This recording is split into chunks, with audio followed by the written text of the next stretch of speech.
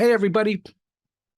Welcome to another episode of Coffee with Steve. I hope you've grabbed your coffee or your tea, favorite beverage, and have a few minutes to sit down and learn about all the exciting things that are happening at our movie ministry at Salty Earth Pictures. Okay, well, we are entering tour season at Salty Earth Pictures. May, June, even some of summer, and then late September, October into early November is when we host tours. Now, a lot of people say, boy, that sounds like a lot of fun, and they are a lot of fun. I wish I was in grade school or high school so I could take a field trip to Salty Earth Pictures. Well, you do not have to be in grade school or high school. We've had bus tours, carpool tours of senior citizens, people of all ages come to Salty Earth Pictures. We tailor make the experience so it's fun for groups of all ages, from preschool all the way to senior citizens have a good time touring. So please don't hesitate to contact me about this, okay? We have a 2-hour tour option, which is a lot of fun. It includes our magic of movie making experience, which is green screening and Foley art and a game show and tour of the studio. And again, we tailor make it to the age group that's visiting. So that's a fun thing, about 2.5 hours, depending again on how much time you have to spend with us. Then, yeah, probably more for grade school, 5th, 6th, 7th, 8th, and high school. There's a movie in a day option where there's a sampling of our basic magic of movie making experience, but then we spend the day making a short movie. People get a feel for what it's like to actually create a picture. Our wonderful head of technology at Salty Earth Pictures, Kurt Backlund, then puts it together and we send it to you via Vimeo so you can have a little premiere with parents, other students, things like that at your school. So please contact me. There's a few openings in May yet, but June and summer, or even plan for fall, are open, and we'd be glad to work with you on planning that experience. All right. Okay, so our friends, we've been really blessed, I tell you, at Salty Earth Pictures to have friends who have been with us, friends and associates with us for many, many years, but then also a lot of new people coming on board. And that energy and the enthusiasm that they're bringing is really wonderful. I so much appreciate it. One person I'd like to highlight today is a terrific actor. What happened here is we of course just shot our movie one by one, and we needed a lot of talented people to be in it. So I was talking to a good friend of Salty Earth Pictures, Gary Vincent, and he said, you got to check out this guy. I've worked with him in the past. He is really, really good, and I think he would really fit into your mission. So I contacted Tim Perez Ross, a great actor. He got back to me, sent him the script for one by one, and he played the role of Chief. Now, that's the chief of detectives that our lead character, Dave Rosenau, worked under. And Tim did an excellent job. It's kind of a funny thing, though. Right after Gary contacted me about this, and then I looked at Tim's reel, we received a submission for the Salty Earth Film Festival, and we started watching it, and Tim was in it. So we got to see firsthand his wonderful, wonderful abilities. Now, Tim's been in, right now he's doing a lot of series, County Rescue, American Rust, Swagger, Into the Wild Frontier are just some of the more recent ones. If you look at his IMDb page, it'll go on for quite a while with different things he's in. And we're so glad to welcome him to the Salty Earth Pictures family. And I'm very happy that he's willing to spend some time with us today.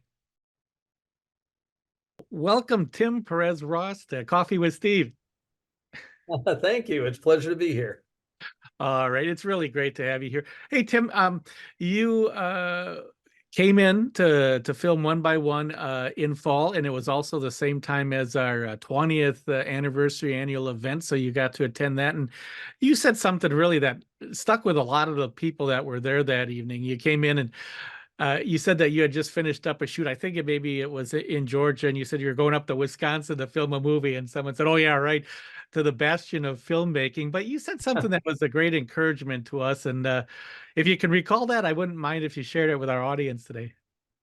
Well, one of the things I've learned, as it turns out now, I've done over 40 what you would call faith-based genre films. And in the last few years, I've been heartened by the fact that these films are embracing the independent film style. And that means often in small communities, often with a group of people coming together to raise the money or provide the services, which are hugely important, like locations or feeding people or giving them places to stay. And that's become it's always sort of been there, but it's getting so much better organized now and so much more uh, well run, and it makes a huge difference. And so when someone told me that, I said it doesn't matter where it's shot. It matters who's involved. It matters if there's a good script. It matters if the people in that community support it financially, but also with in-kind expenses. And I can explain that a little more by saying that I've worked on jobs that had several $100,000 budgets where I'll give you an example, like one that was, I believe was $375,000 budget. And only about $75,000 of it was actual cash. Mhm. The rest was free housing and free meals.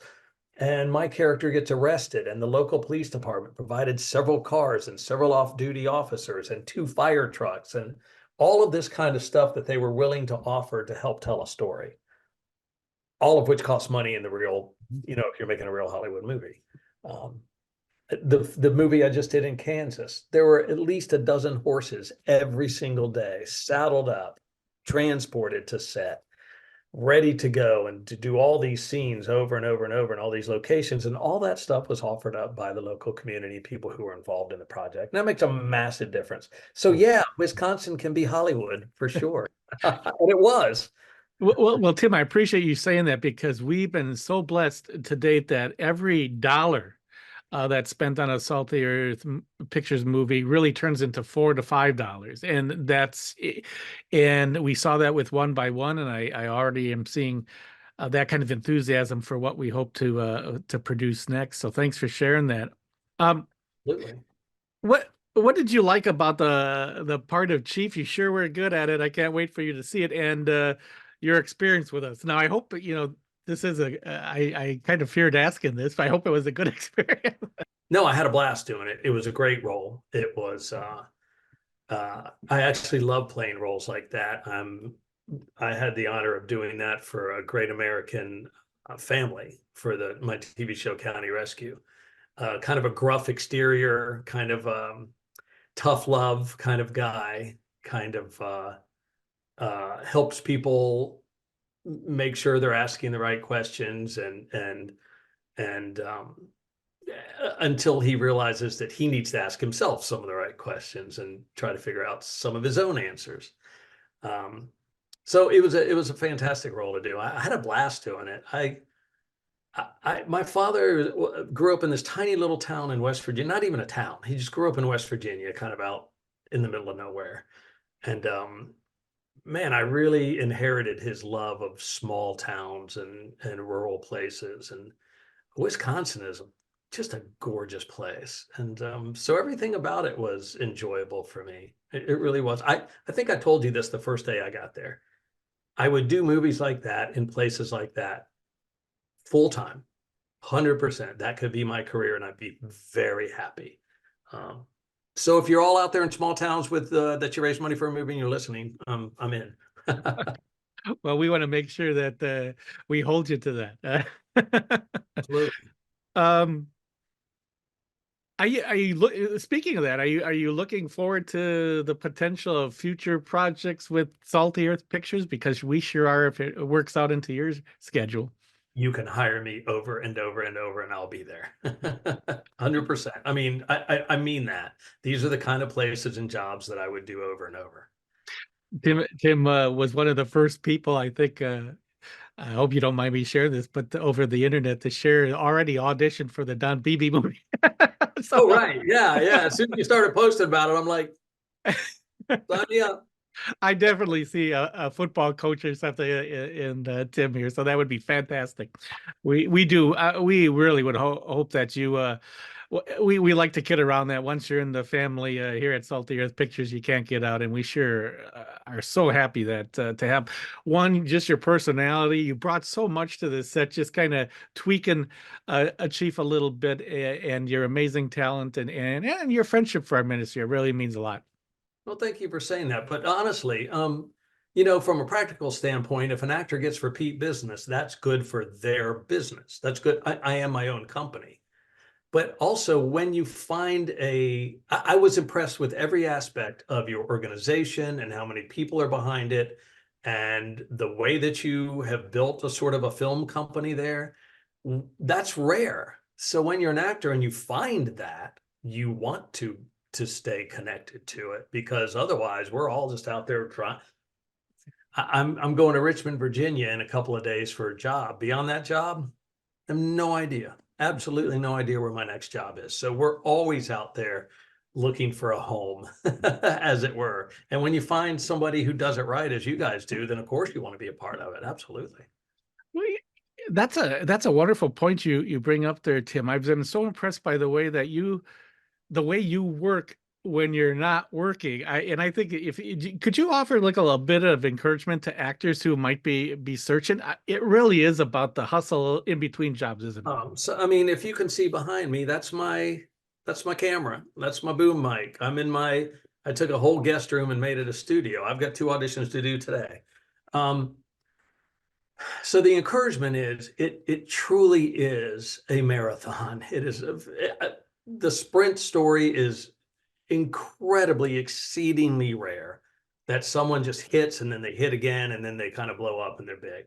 For most people, it's just, you know, I'm sure some people have heard the Mark Ruffalo story. I mean, he's in these major Marvel movies, but he auditioned something like 600 times before he started booking decent sized jobs. My best friend makes an incredible living as an actor, but after 30 years of doing it, he's still auditioning. No one's just handing him roles left and right. He's on every TV show. I was just watching Suits last night with my wife and son, and there he is on a major show. But he's auditioning all the time. He and I talk about it all the time. We're like, this will never end. So don't get worried about that. Don't get caught up in that. Just do the work. The work is the auditions and the hustle and the making sure you have a good agent and making sure you're shaking all the bushes for any kind of jobs that are out there that can pop up. That's my full-time job. Right now, I have one day booked in Richmond. 2 weeks later, I have a day booked in Atlanta, Georgia. About a month after that, I have 3 days in Kentucky on a movie. Okay, so that's 5 days of work out of the next 60 days. Now, hopefully, some more will come up, but right now, that's 5 days of work out of 60 days. The other 55 days, that's my full-time job. I'll be constantly auditioning for more jobs. So, I think a lot of actors look at it backwards. They wake up every day and go, "Where's my job? Who's handing me the job?" Instead of waking up every day and thinking, "Well, I got to go to work," which is back here doing the auditions, doing the looking for casting calls, just all that hustle. And I guess the encouraging part of that I would share is that a lot of the jobs I get are from people I've been making contact with for years and years and years. I'm going to drive 5 more hours north after my Richmond job or before it to meet a producer and a couple of other producers and a couple of actor friends in Pennsylvania who are doing a movie, just to say, "Hi, this is me. This is who I am. I'm making an effort to meet you and hang out with you and talk to you and get on your radar." Now, I don't expect everybody to do that, but that's part of why I succeed. I may not work for these guys for a year, but a year from now, they may go, "Hey, come on up. It's time for you to do a movie with us." And then there I am. I think Great. you saw me in something. I wasn't, you weren't on my radar at first, and I wasn't on yours. And then you saw me in something, and Right. then we are. Yeah, I mean, it was one of those contacts. It was actually Gary Vincent. We said, "Hey, you got to take a look Oh, at this guy." And then, I, I might have mentioned to you, and I think I did to the audience before you came on that right as we were looking at your reel, you came in on a submission to the film festival we hosted. It was like, wow, this is oh, right, right, so right. that was fantastic. And Gary is a guy that I came up to West Virginia and did a bunch of movies and made a lot of effort to get there and be in those movies. And there wasn't a lot of money involved, but those are people I've been working with over and over and over. And so, that turned into something else. So thank you, Gary. But that's how all this works. You just got to wake up every day and plant seeds.